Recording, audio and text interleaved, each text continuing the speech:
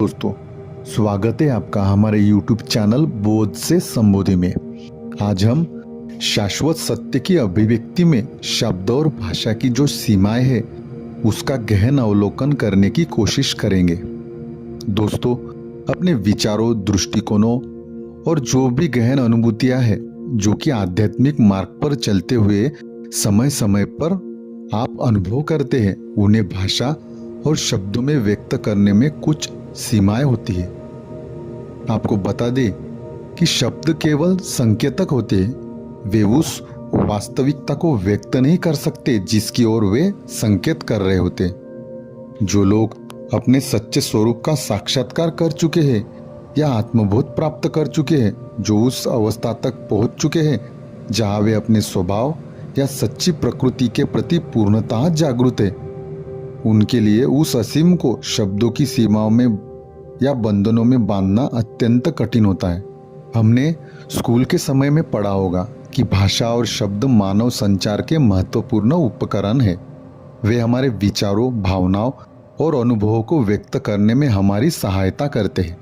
परंतु जब हम उस अपरिवर्तनीय, असीम, शाश्वत सत्य की बात करते हैं तो भाषा और शब्दों की सीमाएं स्पष्ट रूप से सामने आती है। यह विशेष रूप से अद्वैत वेदांत, बौद्ध दर्शन और योग परंपरा में गहराई से समझाया गया है।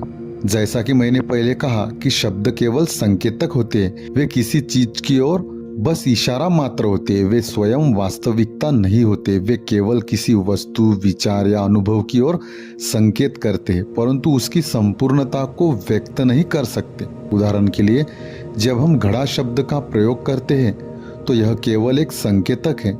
यह स्वयं घड़ा नहीं है, बल्कि केवल उसकी ओर इशारा करता है। उसी प्रकार जब कोई संत या गुरु परम सत्य के बारे में बोलते हैं तो उनके शब्द मात्र सूचक होते हैं। वे हमें मार्ग दिखाते हैं, परंतु वे आपके लिए तब तक सत्य नहीं हो सकते जब तक वह आपकी अनुभूति ना बन जाए।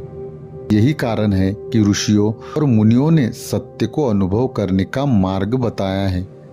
अब आप कहेंगे कि यदि शब्दों में सत्य को व्यक्त नहीं किया जा सकता तो फिर आप क्या कर रहे हैं?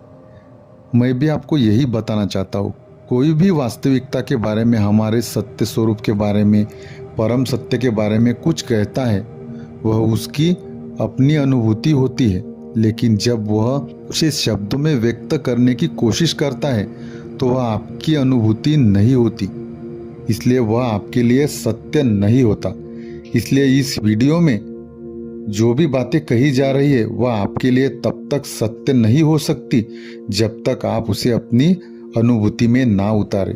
मेरे प्यारे दोस्तों, शब्द, ध्वनि और भाषा हमारे मन और बुद्धि द्वारा निर्मित होते हैं, जबकि शाश्वत सत्य मन बुद्धि से परे है।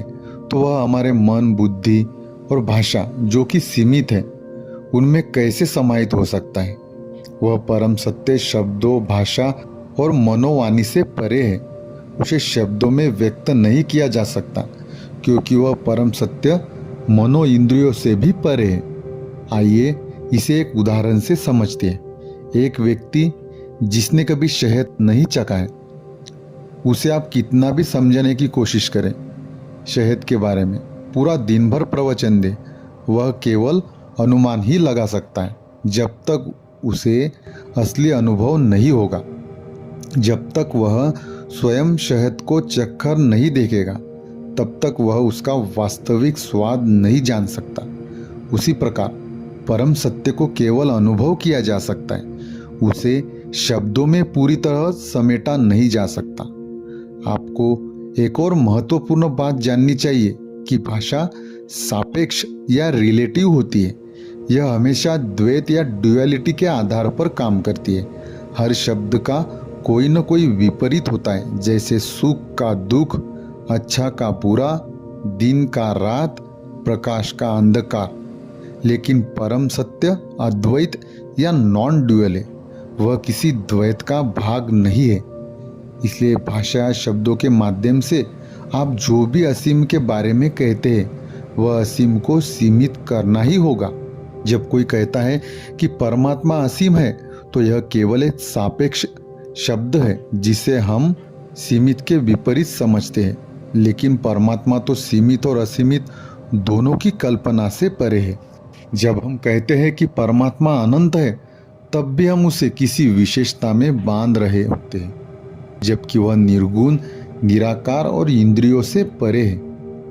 शब्दों का अर्थ हर व्यक्ति के अनुभव, पृष्ठभूमि और समाज के अनुसार बदलता रहता है।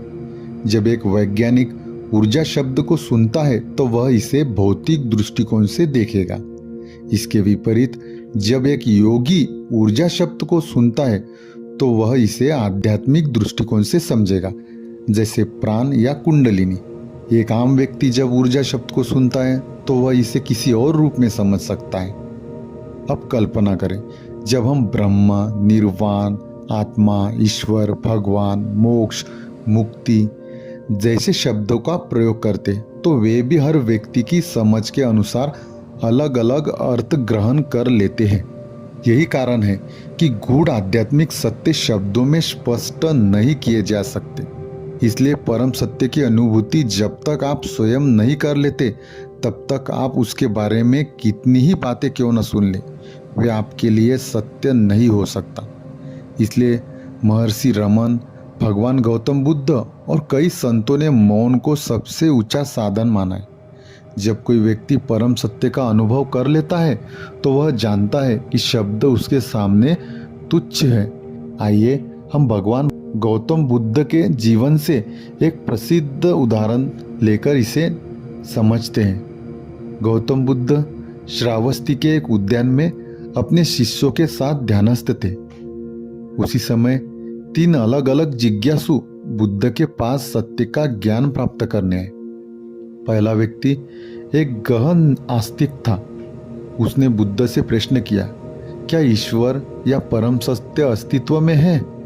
वह इस प्रश्न के साथ नहीं आया था कि उसे सत्य का पता चले, बल्कि वह केवल अपनी धारणा की पुष्टि चाहता था।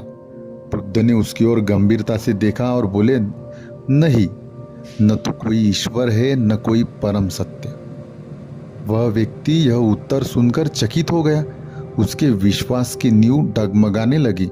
वह क्रोधित होकर वहां से चला गया। कुछ समय बाद दूसरा व्यक्ति आया। वह पूर्णतः नास्तिक था और वह यह साबित करने के लिए आया था कि कोई ईश्वर नहीं है। उसने बुद्ध से वही प्रश्न किया, क्या ईश्वर या परम सत्य का कोई अस्तित्व नहीं है? बुद्ध ने उससे ध्यान से देखा और कहा, हाँ, ईश्वर ही है, सत्य ही है और कुछ भी नहीं। यह सुनकर वह व्यक्ति आश्चर्य में पड़ गया। उसने सोचा कि बुद्ध तो तर्कशील है, फिर उन्होंने ऐसा उत्तर क्यों दिया? वह भी संशय में चला गया। फिर एक ज्ञानी पुरुष आया। उसने कोई प्रश्न नहीं किया। वह बस बुद्ध के पास बैठकर मौन में स्थिर हो गया। बुद्ध ने भी उसकी ओर देखा और बिना एक भी शब्द बोले मौन में ही उत्तर दे दिया। उस साधक की आंखों में चमक सी आ गई, जैसे उसे सब कुछ समझ आ गया हो। उसने बुद्ध को प्रणाम किया और वहां से चला गया। यह सब बुद्ध का शिष्य आनंद गौर से देख रहा था। वह यह सब देखकर अचंभित हो गया। उसने बुद्ध से पूछा, भगवान, जब पहले व्यक्ति ने ईश्वर और सत्य के होने की बात की तो आपने कहा कि वे है ही नहीं। जब दूसरे ने कहा वे नहीं है तो आपने कहा कि केवल वही है और कुछ भी नहीं। और जब तीसरे ने कुछ नहीं पूछा तो आपने भी मौन रखा। ऐसा क्यों? बुद्ध ने मुस्कुराते हुए कहा, आनंद, पहला व्यक्ति आस्तिक था। वह सत्य को नहीं खोज रहा था, वह अपनी मान्यता की पुष्टि चाहता था। यदि मैं कहता कि ईश्वर है तो वह अपनी धारणाओं में और भी बन जाता। इसलिए मैंने कहा कि ईश्वर और सत्य कुछ भी नहीं है, ताकि वह अपने पूर्वाग्रहों से मुक्त होकर स्वयं की खोज करे। दूसरा व्यक्ति नास्तिक था। वह भी सत्य की खोज में नहीं था, बल्कि अपनी धारणाओं को बुद्धि के सहारे मजबूत करना चाहता था। यदि मैं उसे कहता कि ईश्वर नहीं है तो वह अहंकार में और अधिक उलझ जाता। इसलिए मैंने कहा कि ईश्वर ही है, सत्य ही है और कुछ भी नहीं, ताकि वह भी अपने पूर्वाग्रह से मुक्त होकर स्वयं की खोज करे। लेकिन तीसरा व्यक्ति मौन साधक था, उसने कोई प्रश्न नहीं पूछा, क्योंकि वह जानता था कि सत्य को शब्दों में नहीं बांधा जा सकता। उसे केवल अनुभव चाहिए था, और आनंद, सत्य का वास्तविक स्वरूप मौन में ही प्रकट होता है। आनंद स्तब्ध रह गया। उसने समझ लिया कि सत्य न तो किसी विश्वास की पुष्टि करता है, न किसी अविश्वास को नकारता है, वह केवल अनुभव किया जाता है। गौतम बुद्ध मुस्कुराए और पुनः ध्यान में लीन हो गए। इसलिए दोस्तों, शास्त्र केवल नाव के समान पार करने में मदद कर सकते हैं। वे स्वयं में सत्य तो है, लेकिन वे आपके लिए सत्य तब तक नहीं होते जब तक आप उनमें कही गई बातों को अपनी अनुभूति में नहीं उतारते। विवेक चूड़ामणि के 62वें श्लोक में श्रीमद् आदि शंकराचार्य कहते हैं, शब्द जालम महारण्यम चित्त भ्रमण कारणम अतः प्रयत्नात् ज्ञातव्य तत्व ज्ञातत्वमात्मनः। अर्थात शब्दों का जाल चित्त को भटकाने वाला एक महान वन है, इसलिए प्रयत्नपूर्वक किसी तत्वज्ञानी महात्मा से आत्म तत्व को जानना चाहिए। शब्दों का जाल एक विशाल जंगल की तरह है जो मन को भ्रमित कर सकता है। यही कारण है कि हमें किसी तत्वज्ञानी या आत्मज्ञानी महात्मा से ही जानना चाहिए, क्योंकि वे ही परम सत्य के प्रकट रूप होते हैं। इसलिए आप कितना भी कुछ सुने परम सत्य के बारे में, कितना भी बोले या शास्त्रों की व्याख्या कितनी ही कुशलता और विद्वत्ता के साथ करें, लेकिन यह आपके मोक्ष का साधन तब तक नहीं हो सकता जब तक कि वह आपकी अनुभूति में ना आ जाए। इसलिए जैसे हमें किसी रोग का उपचार करना हो तो हमें औषधि अवश्य लेनी ही पड़ेगी। केवल औषधि का नाम बोलकर रोग ठीक नहीं हो सकता। उसी प्रकार यदि हमें परम तत्व, परम सत्य को जानना है तो उसका केवल और केवल आत्मज्ञान या आत्मबोध ही एकमात्र उपाय है। केवल बाह्य शब्दों के माध्यम से मनुष्य की मुक्ति कैसे हो सकती है? इस सदी के महान दार्शनिक ओशो और जे कृष्णमूर्ति ने भी शाश्वत सत्य को व्यक्त करने में शब्दों की सीमाएं होती है, इसके बारे में अपने विचार व्यक्त किए हैं। ओशो बार बार कहते थे कि शब्द केवल संकेत है, सत्य नहीं। वे भाषा को एक उपयोगी उपकरण मानते थे, लेकिन साथ ही इसकी सीमाओं को भी उजागर करते थे। उनका मानना था कि शब्द सीमित होते हैं जबकि सत्य अनंत है। वे कहते थे कि शब्द सत्य की ओर इशारा मात्र है, लेकिन वे स्वयं सत्य नहीं होते। ओशो के अनुसार जो भी सत्य को शब्द में पकड़ने की कोशिश करता है वह उसे खो देता है, क्योंकि शब्द दिमाग की उपज है और सत्य दिमाग से परे है। वे ध्यान को सत्य तक पहुंचने का एकमात्र मार्ग मानते थे। जहाँ शब्द समाप्त हो जाते हैं और केवल मौन बचता है, वही ध्यान है। शब्द सत्य को व्यक्त नहीं कर सकते, वे केवल उसकी छाया हो सकते हैं। जे कृष्णमूर्ति भी यही मानते हैं कि शब्द सत्य को व्यक्त करने में असमर्थ है। वे तर्क और भाषा के प्रयोग से लोगों को यह दिखाने की कोशिश करते हैं कि सत्य को किसी विचार या परिभाषा में नहीं बांधा जा सकता। वे कहते हैं कि शब्दों से सत्य की खोज करना वैसा ही है जैसे किसी नक्शे को ही वास्तविक स्थान मान लेना। कृष्णमूर्ति मानते हैं कि सत्य कोई ऐसी चीज नहीं है जिसे कोई पुस्तक, गुरु या विचारधारा समझा सके। सत्य केवल तभी अनुभव होता है जब मन पूरी तरह से मौन और विचार शून्य हो। वे लोगों को चेताते हैं कि शब्दों और सिद्धांतों में उलझकर वे स्वयं सत्य से दूर हो सकते हैं। कृष्णमूर्ति कहते हैं कि सत्य केवल तब प्रकट होता है जब मन पूर्णतः शांत होता है। संक्षेप में कहे तो ओशो और कृष्णमूर्ति दोनों का मानना यही था कि शब्द केवल संकेत है, सत्य नहीं। वे शब्दों को अतिक्रमित या पार करके मौन और ध्यान के माध्यम से सत्य को जानने पर बल देते हैं। सत्य को केवल और केवल अनुभव किया जा सकता है, ना कि शब्दों में समझाया जा सकता है। इसलिए परम सत्य को केवल अनुभव के माध्यम से ही जानना चाहिए, ना कि मानना चाहिए। शब्द केवल प्रारंभिक मार्गदर्शक हो सकते हैं, लेकिन अंतिम सत्य तक पहुंचने के लिए व्यक्ति को स्वयं ही प्रयास करना होगा। इसलिए यदि आप परम सत्य को जानने का प्रयास कर रहे हैं तो हम आपकी सहायता करने की कोशिश करेंगे।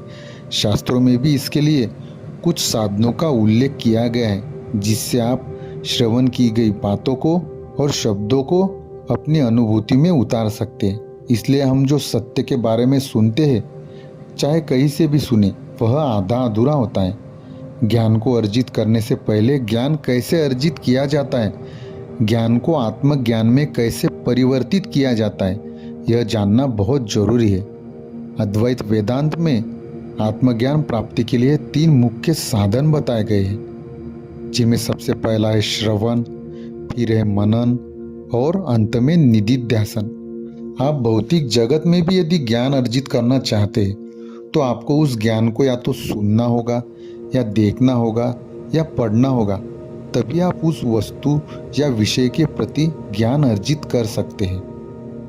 आगे आने वाले वीडियो में हम इन साधनों के बारे में गहराई से समझेंगे, ताकि ज्ञान प्राप्ति का स्रोत चाहे जो भी हो, लेकिन जब भी आप इन साधनों के क्रम के अनुसार ज्ञान प्राप्त करेंगे, उस पर मनन करेंगे और उसे जीवन में उतारेंगे, तो वह आपकी अपनी अनुभूति बन जाएगी।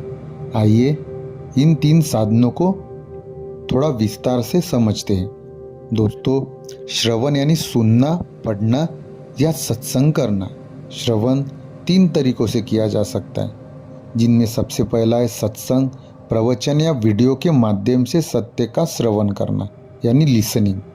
दूसरा है शास्त्रों का अध्ययन करना यानी रीडिंग, और तीसरा है किसी आत्मज्ञानी या तत्वज्ञानी पुरुष से प्रश्न करना, उनका जीवन देखना यानी वॉचिंग।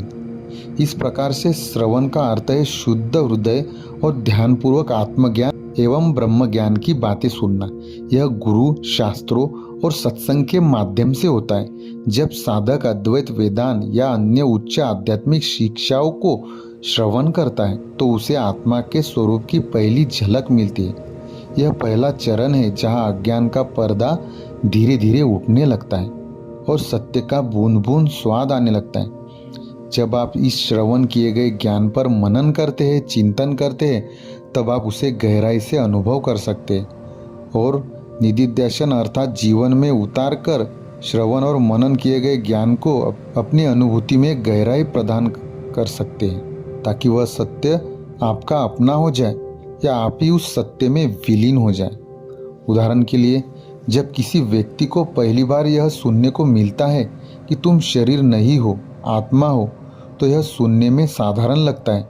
जब तक इसे गहराई से सुना और आत्मसात नहीं किया जा सकता, तब तक यह केवल बाहरी ज्ञान मात्र रहता है। जिस भी परम ज्ञानी महात्मा या संत की शिक्षाओं को सुन रहे या किसी वीडियो के माध्यम से भी सत्य का ज्ञान का श्रवण कर रहे, तो उसे बिना किसी पूर्वाग्रह स्वच्छ और निर्मल मन से सुनने की कोशिश करें।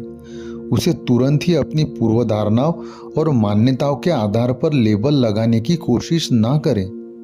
तभी आप श्रवण किए गए ज्ञान के बीज को आत्मज्ञान रूपी वृक्ष में परिवर्तित कर सकते हैं। इसलिए श्रवण के बारे में इतना ही। आगे की और वीडियोस में हम इस पर विस्तार पूर्वक जानकारी लेंगे। हम देखेंगे कि श्रवण का सच्चा अर्थ क्या है, श्रवण कैसे किया जाए, श्रवण के लिए स्रोतों का चयन बहुत जरूरी है और वह चयन कैसे करें। आत्मज्ञान प्राप्ति का जो दूसरा साधन बताया गया है वह है मनन अर्थात रिफ्लेक्शन। श्रवण किए गए ज्ञान पर विचार करना, तर्क से समझना, यह आवश्यक है। केवल श्रवण करने से ही ज्ञान स्थायी नहीं होता, इसलिए मनन आवश्यक है। मनन का अर्थ है श्रवण किए गए सत्य पर गहराई से विचार करना, उसे तर्क और अपने अनुभव से जानना। मन बार बार प्रश्न करेगा, क्या सच में मैं शरीर नहीं आत्मा हूँ? अगर मैं शरीर नहीं तो फिर मैं कौन हूँ?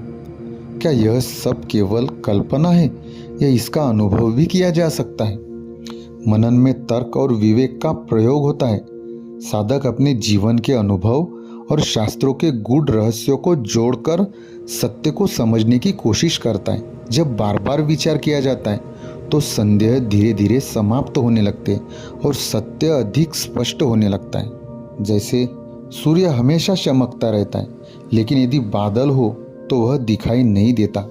उसी प्रकार मन के संदेह, भ्रांतियां और पूर्वाग्रह बादलों की तरह होते। मनन के द्वारा ये बादल धीरे धीरे हटते हैं और सत्य का प्रकाश प्रकट होता है। दोस्तों, आत्मज्ञान प्राप्ति का तीसरा साधन जो अद्वैत वेदांत में बताया गया है वह है निधिध्यासन। यह है अंतः ध्यान और अनुभव द्वारा सत्य को देखना। श्रवण किया, मनन किया, अब उसे साक्षात देखो। जब ज्ञान पूरी तरह से स्पष्ट हो जाता है और कोई संदेह शेष नहीं रह जाता, तब साधक उसे अपने ध्यान और अनुभव में उतारता है। यही निधिध्यासन है, सतत उस सत्य में स्थित रहना। अब यह ज्ञान केवल एक विचार नहीं रह जाता, बल्कि वास्तविकता बन जाता है। इसमें ध्यान एक महत्वपूर्ण भूमिका निभाता है। अब साधक मैं आत्मा हूँ यह केवल सोचता नहीं, बल्कि इसे गहराई से अनुभव करता है। यह अनुभव तब आता है जब मन पूर्णतः शांत हो जाता है और बाहरी पहचान मिट जाती है। अगर पानी में लहरें हो तो उसमें सूर्य का प्रतिबिंब टूटता हुआ दिखाई देगा, लेकिन जब पानी पूर्णतः शांत हो जाता है तो सूर्य का प्रतिबिंब स्पष्ट दिखता है। वैसे ही जब मन शांत होता है तब आत्मा का साक्षात्कार संभव हो पाता है। सत्य को केवल शब्दों में नहीं पाया जा सकता, उसे जीना पड़ता है। इसलिए मेरे प्यारे दोस्तों, शब्द सत्य तक ले जा सकते हैं, लेकिन भीतर प्रवेश आपको स्वयं ही करना होगा। हमारे जो भी महान शास्त्र है वे आपको जल तक ले जा सकते हैं, लेकिन प्यास आपको स्वयं बुझानी होगी। सत्य को पढ़ा नहीं जा सकता, उसे जिया जा सकता है। विचार सत्य का प्रतिबिंब हो सकते हैं, लेकिन स्वयं सत्य नहीं, क्योंकि विचार सीमित है और सत्य असीम अनंत है। जो व्यक्ति शब्दों में सत्य को खोजता है वह सागर की सतह पर ही तैरता रहेगा, लेकिन गहराई में नहीं डूब पाएगा। सत्य को जानने के लिए उसमें डूबना होगा, मनन और निधिध्यासन के माध्यम से। ज्ञान केवल शब्दों में नहीं, आपकी अपनी अनुभूति में छिपा होता है। यही कारण है कि परम ब्रह्म स्वयं को प्रकट करता है। ध्यान शाब्दिक ज्ञान का अंत है और सत्य की शुरुआत है। सत्य को पाने की नहीं, पहचानने की आवश्यकता है। परमात्मा को पाना नहीं होता, बस पहचानना होता है। वह तो हमेशा उपलब्ध है, बस आपको उसके प्रति उपलब्ध होना होगा। अपने आप को उसके लिए पात्र बनाना होगा। आपकी सारी भ्रांत पहचाने और अज्ञान के पर्दे हटेंगे, तभी सत्य प्रकट होगा। अहंकार केवल प्रश्न पूछता है और मौन उत्तर देता है। मन प्रश्न पूछता है, लेकिन मौन में सभी प्रश्न विलीन हो जाते हैं। मौन ही सभी प्रश्नों का उत्तर है। सत्य बाहर नहीं, तुम्हारे भीतर है। बस भीतर देखने की कला आनी चाहिए। मन जितना जटिल होगा, सत्य से उतना ही दूर होगा। जो पाया जा सकता है वह सब नश्वर है, जो बस है वही शाश्वत है। सत्य को पकड़ा नहीं जा सकता, उसमें समर्पित हुआ जाता है। ब्रह्म ज्ञान केवल एक विचार नहीं, यह एक अनुभव है। सत्य को शब्दों या भाषा में पकड़ने की कोशिश मत करो। सत्य तुम्हें पकड़ सकता है, बस समर्पण करो उस परम सत्य के प्रति। मेरा अपना मानना है कि सत्य को तुम नहीं पा सकते, वह पहले से ही है। हमारी भ्रमित मान्यताओं और अज्ञान के कारण हम सत्य को देख नहीं पाते। सूरज तो उगा ही हुआ है, लेकिन यदि आप अपने खिड़की दरवाजे बंद रखे हैं तो सूर्य का प्रकाश आपको कैसे मिलेगा? उसी तरह ब्रह्म ज्ञान अज्ञान के कारण ढक गया है, माया के कारण ढक गया है। आपने जो भ्रमित पहचानों से अपने आप को जोड़ लिया है, उसकी वजह से वह ढक गया है। इसलिए सत्य को अनुभव करने के लिए हमें सभी भ्रांत पहचाने और अज्ञान के पर्दों को हटाना होगा, माया के पार जाना होगा। सत्य को तुम खोज नहीं सकते, सत्य तो पहले से ही है। तुम्हें सिर्फ ऊपरी परतों को हटाकर उसे देखना है। सत्य को पाना नहीं, उसमें विलीन होना है। हमारे शास्त्र और ग्रंथों का यही प्रयोजन है। वे तुम्हें उस परम सत्य तक ले जाने का मार्ग प्रदान करते हैं। वे एक रास्ता दिखाते हैं जिससे तुम उस शुद्ध अवस्था तक पहुंच सको जहाँ सत्य को धारण किया जा सकता है। अंत में इतना ही कि भाषा और शब्द महत्वपूर्ण है, लेकिन वह अंतिम सत्य तक नहीं ले जा सकते। केवल मार्ग दिखा सकते हैं, किंतु अनुभव आपको स्वयं करना होगा। शब्द रूपी संकेतकों का इस्तेमाल करके जो परम सत्य मन, बुद्धि और भाषा से परे है, निरपेक्ष है, उसे प्राप्त करना है। शब्द केवल संकेत मात्र है, वे सत्य नहीं है। परम सत्य तो मन, बुद्धि और भाषा से परे है। शब्द सापेक्ष होते हैं, लेकिन सत्य निरपेक्ष होता है। हर व्यक्ति शब्दों का अलग अलग अर्थ निकालता है, मात्र परम सत्य को व्यक्त करने और अनुभव करने का सर्वोत्तम साधन आत्मानुभूति है। अंतिम सत्य केवल और केवल अनुभव के माध्यम से जाना जा सकता है। इसलिए शब्दों में उलझने के बजाय अंतर्मुखी होकर ध्यान और साधना के द्वारा सत्य का अनुभव करना चाहिए। यही वास्तविक मुक्ति या मोक्ष की ओर पहला कदम है। श्रवण, मनन और निधिध्यासन, ये 3 साधन आपकी आत्म साक्षात्कार की यात्रा को पूर्णता की ओर ले जाते हैं। श्रवण के माध्यम से ज्ञान प्राप्त होता है, मनन से वह ज्ञान स्पष्ट और संशय मुक्त होता है, और निधिध्यासन के माध्यम से वह ज्ञान केवल बौद्धिक नहीं बल्कि वास्तविक अनुभव बन जाता है। यही वह मार्ग है जो जीव को शिव में विलीन कर देता है, जीवात्मा को शिवात्मा से मिला देता है, उसे परम सत्य को उपलब्ध कराता है, जो कि कहता है अहम ब्रह्मास्मि। दोस्तों, आज के लिए इतना ही। बने रहिए हमारे साथ आपके अपने YouTube चैनल बोध से संबोधि में। एक और बात जो सबसे महत्वपूर्ण है, जो मैं आपको बताना चाहता हूँ कि हमारा यह चैनल बोध से संबोधि आपको यह बताने का प्रयास कर रहा है कि किस प्रकार हम परम तत्व को उपलब्ध हो सकते हैं। यह एक यात्रा है जिसे हम क्रमबद्ध रूप से आपके समक्ष प्रस्तुत कर रहे हैं। इसलिए आपसे विनती है कि आप शुरुआत से लेकर अब तक के सभी वीडियो को क्रमबद्ध स्वरूप में देखें। मेरी अपनी अनुभूति यह है कि हम सत्य को जानने के लिए लालायित तो रहते हैं, लेकिन उसे श्रवण नहीं करते। हम बस बना बनाया सत्य चाहते हैं। जैसा कि ऊपर तीनों साधनों का वर्णन किया गया, जब तक आप सच्चे स्रोतों से सही तरीके से श्रवण नहीं करेंगे, तब तक आप उसका मनन नहीं कर सकते और उसे जीवन में नहीं उतार सकते। इसलिए यदि आपके भीतर सत्य को जानने की प्रबल जिज्ञासा है, तो केवल शब्दों में मत उलझे, सत्य का अच्छे से श्रवण करें, फिर तर्क और बुद्धि के माध्यम से उसका मनन और चिंतन करें और उसे अपने जीवन में उतारने का प्रयास करें। हम इस ज्ञान का कोई श्रेय नहीं लेते, हम तो केवल इसे आप तक पहुंचाने का माध्यम मात्र हैं। यहाँ जो भी ज्ञान साझा किया गया है, शब्दों के माध्यम से, शब्दों के उपकरणों का उपयोग करके, यह हमारा आप तक सत्य को पहुंचाने का प्रयास मात्र है। जो भी आप तक पहुंचाया जा रहा है उसको भी आप सत्य न माने, जब तक कि वह आपकी अनुभूति न बन जाए। और वह अनुभूति कब बनेगी?